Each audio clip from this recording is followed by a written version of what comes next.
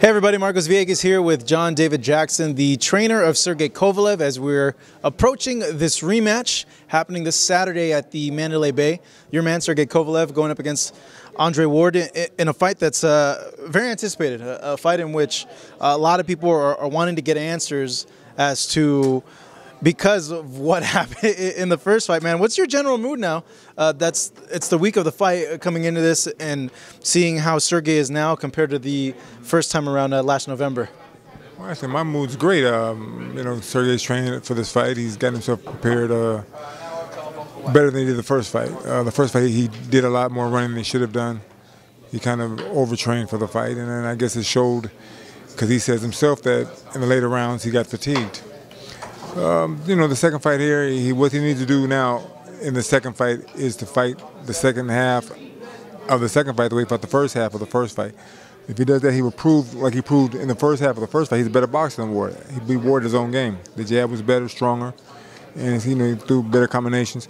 He just can't let the fight get away from him if it should go that way the first half of the second fight. If he wins it and dominates it, he can't falter down the stretch. So hopefully the conditioning that he had with his coach works for him. I have no say in that. I leave that alone. That's his thing. He hires them, and if they work for him, fine. If they don't, then hopefully this gentleman here, he seemed like he knew what he was doing. From hearing the interviews that Sergey's done and reading the quotes, it seems that he wants to be a lot more aggressive in there and work right from the start. And I'm just curious as to you, I know in the first fight there was a lot said that you would tell him stuff and sometimes he wouldn't listen. Is that a concern at all that, he's going in, he might be too aggressive and you tell him like, hey, you need to back down, not do this, and there might be a chance that he might go astray because he wants to rip this guy's head off so much because of what happened in the first fight?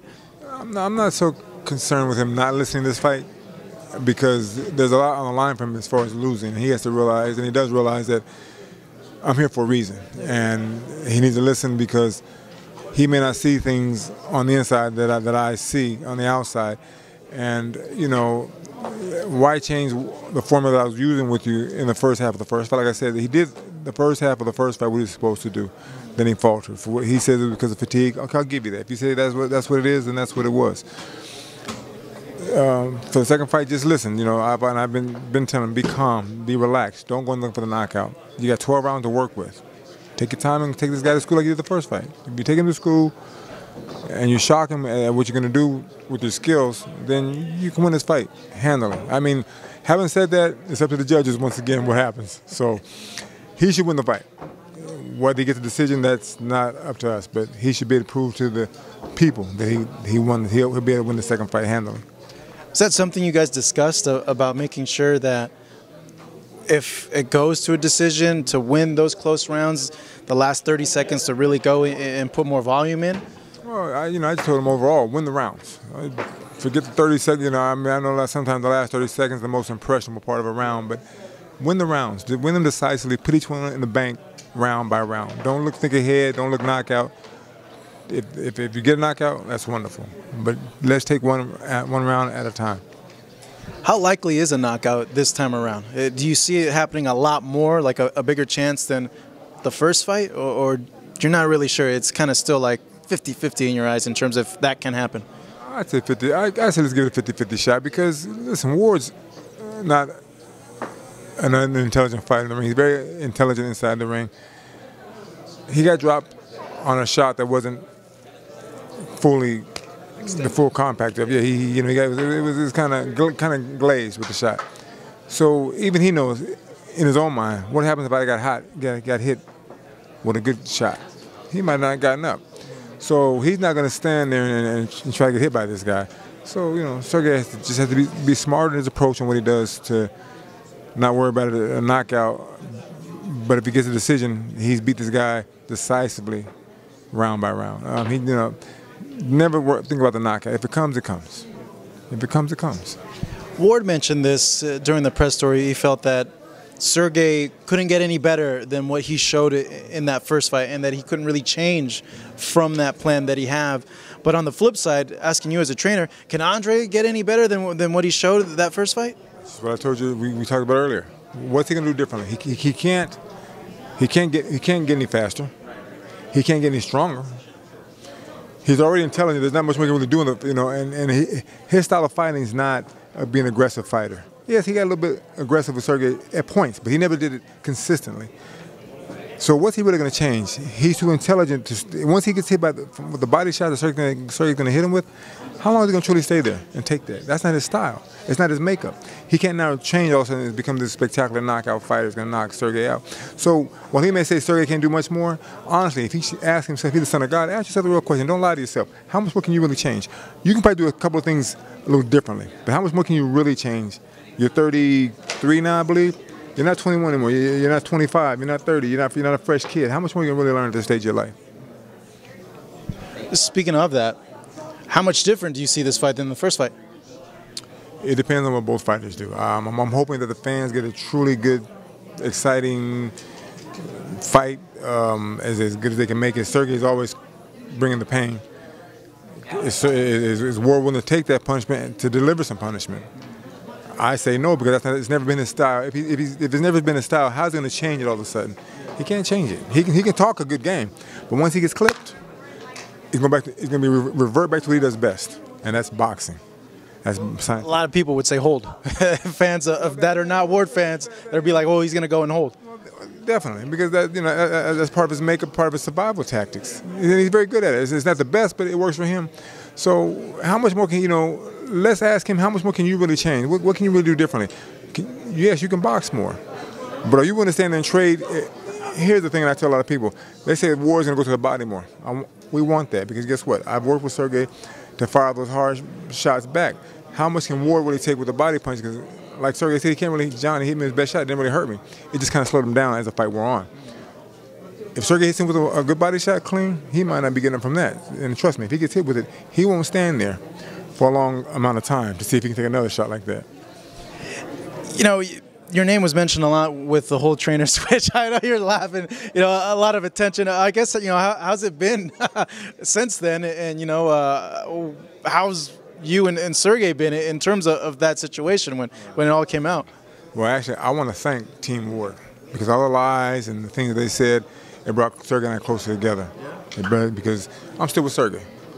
Yes, an offer was made to me. I never reached out to them. Never. For what? That's not the way I work.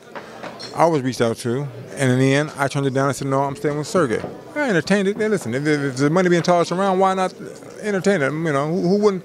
Any fool, unless you're a fool, you would definitely entertain any thought of making some more money somewhere else. But in the end, I stay loyal to my guy, and now that he's understood that I could have left him, he's been too nice. He's listening more. He realizes that I could have went the other way. No, I could have went the other way, but listen, the best thing for me to do was to stay with who I was with. We started together. We won the belt together. Let's finish this out and see it through together. And so it worked out good for me, and I want to thank Ward's team for telling all the things that they said and blabbing it out there now. Real quick, when all this went down, I was asked, John, please don't mention this. Please don't mention this. So I never mentioned it, but guess what they do? They turn around and they mention it. Hey. So that shows their character.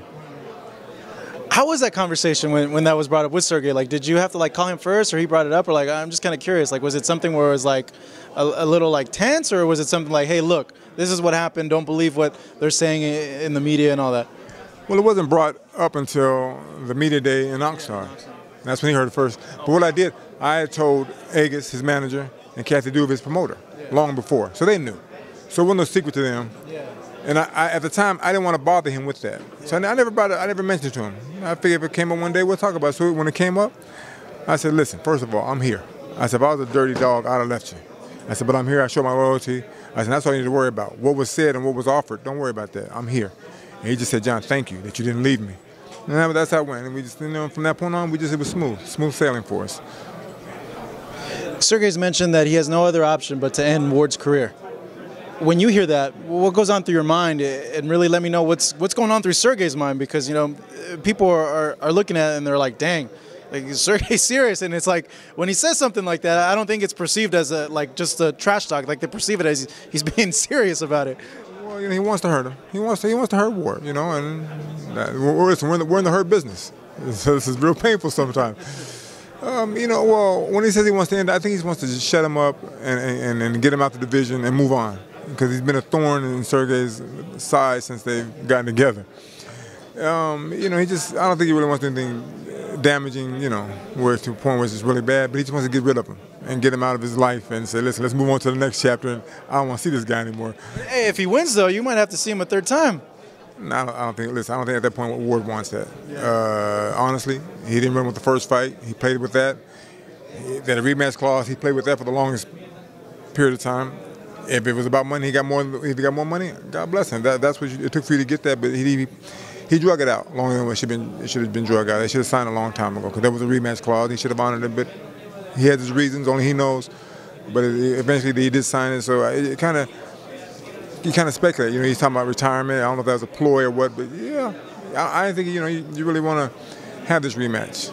If you could have found another fight for more money, less danger, he would have taken it probably. But he knew that he was kind of painted into a corner for this fight, and he had to take it or get rid of his belts. All right, John, hey, it's great catching up with you as always. Thank you so much. Really appreciate it. This weekend, he will be in the corner of Sergey Kovalev as they go ahead and take on Andre Ward, coming up at the Mandalay Bay on pay-per-view. Ward versus Kovalev 2, happening this Saturday.